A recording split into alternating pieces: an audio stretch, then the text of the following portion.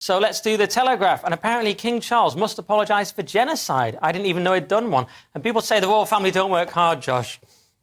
I wasn't sure about that one either.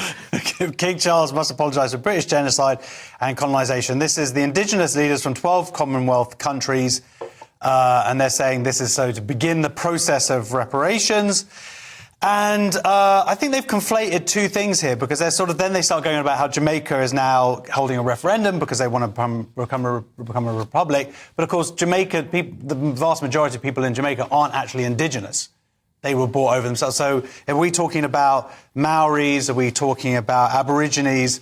You know, we're talking about two different issues here in terms of people transported across the world, but also then actually indigenous people who were arguably slaughtered and had terrible crimes against them. But this is the problem. They want this apology on the date of his coronation, on May 6th.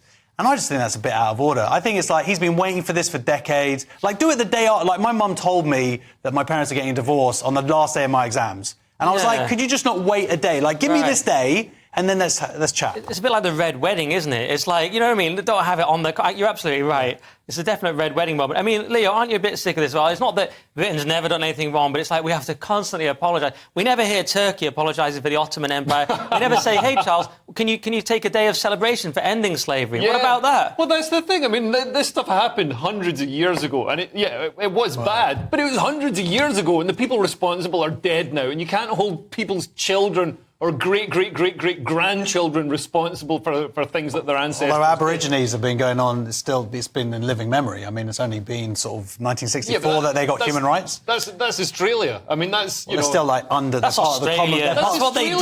They're part of the Commonwealth. Don't ruin Leo's point. Yeah, but all right, so some of it, I mean, they're talking about all the Commonwealth countries. All right, some of it is in Australia, Aborigines, you know, we're still getting a raw deal fairly recently. But more recently than that, we've got slavery in the Middle East, in Africa, in China. There's more slaves now than at the peak of the transatlantic slave trade. But nobody's demanding an apology. Nobody's demanding an end to that. It doesn't seem to get any airtime whatsoever. And obviously the reason is that it's not done by white people, so it doesn't have that. People can't feel good kicking, white people.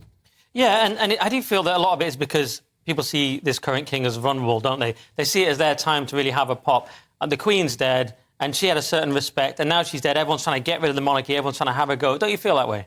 No, I don't think so at all. Really? I don't think everyone's trying to get rid of the monarchy. Australia are having a pop. The Guardian are having a go every day. Sarkar had a go. Yeah, everyone.